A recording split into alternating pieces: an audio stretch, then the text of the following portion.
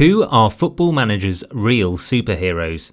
I'm not talking about Marvel, nor am I about to go in on the likes of Hulk, the Batsman, or this insane Peruvian team named Cablevision. That's literally two superheroes.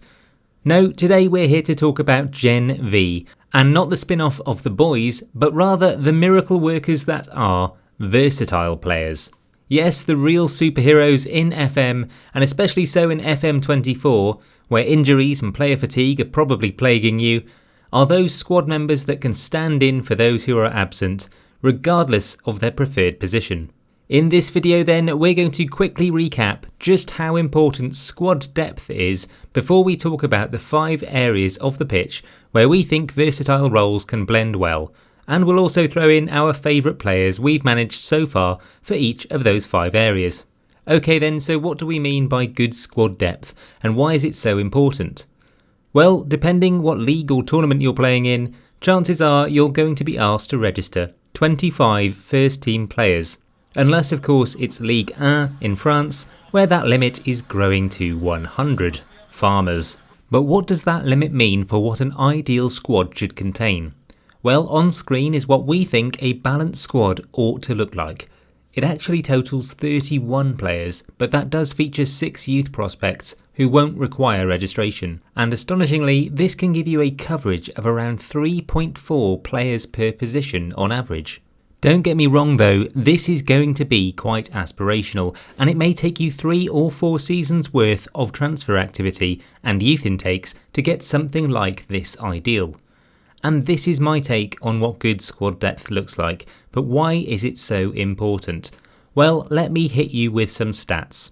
We think that through the course of a season, you'll actually have to make something like 1,700 decisions on who to play and when, and it's because of this that squad depth becomes quite a complex problem.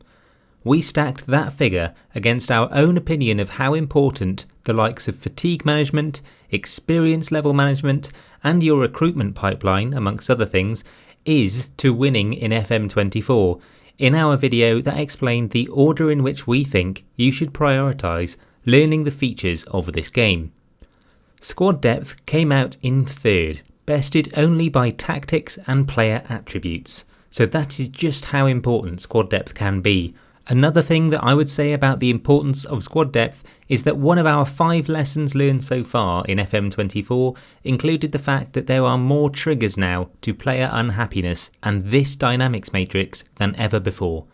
One of those triggers is that players expect a good amount of squad depth in every position, and this can be a very tricky problem to solve. Now, we are no strangers to losing on FM. We play it far too often not to have experienced some disgustingly close title pushes or cup finals that have ended in defeat.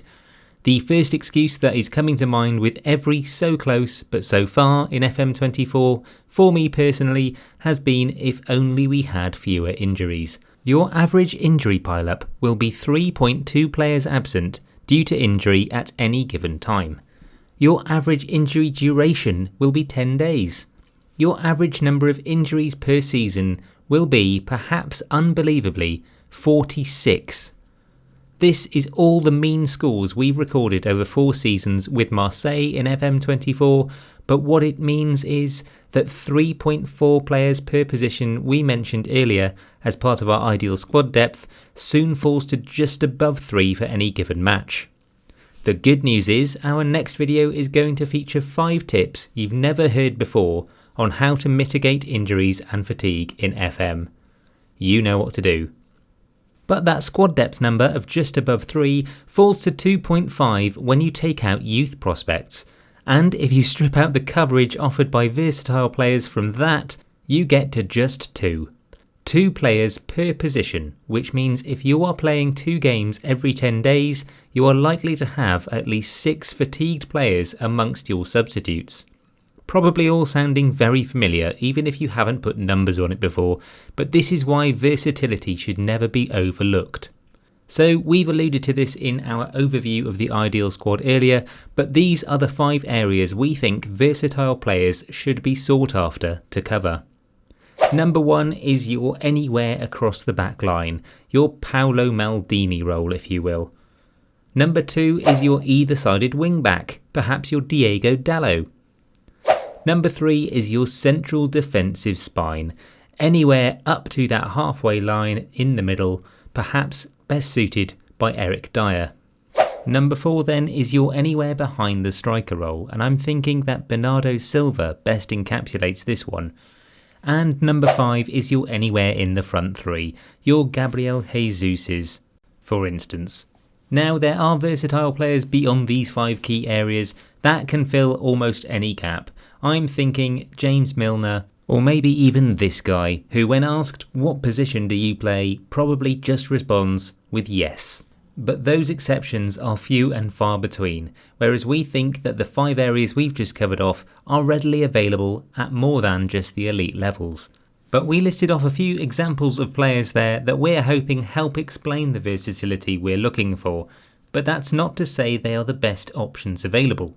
The following 5 players, however, are some that we have personally managed across the last few Football Manager games that we'd highly recommend picking up in FM24 if you're in the market for a Gen V. For that anywhere across the backline defender, well, look no further than Bafode Diakite.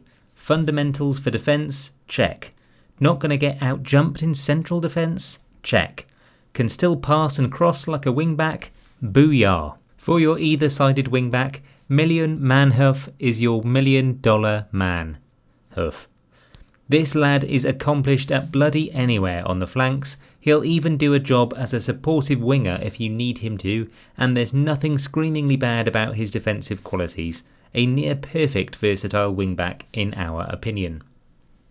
For your defensive spine, honestly one of the best players I've ever managed in Football Manager, Pierre-Emile Højbjerg, who we picked up for just £10 million at the end of the first season from Tottenham, and he can play as a ball-winning midfielder in the middle, a defensive midfielder of course, and makes for a reasonable centre-half if you are hit with a defensive crisis. His composure, decisions and leadership mean he'll become a very good asset to your squad as a mentor and as someone who'll always help you close out a game. Diamond. For your attacking prongs then, well, there is still something magic about Manny Vallejo. We cannot quite put our finger on it, but gave it a good go in this video last year. Truthfully, we've found a shed load of amazing central attacking midfielders this year, not least Simone Profundi and Arsenal's youngster Nwaneri, but someone who can play across all 3 attacking mid positions, not so abundant. Have you found anyone that's versatile and a world beater in this position? Let us know down in the comments. Last but not least then, as an inside forward that can also do a job as an AF or a PF, well, we'd recommend Hugo Duro.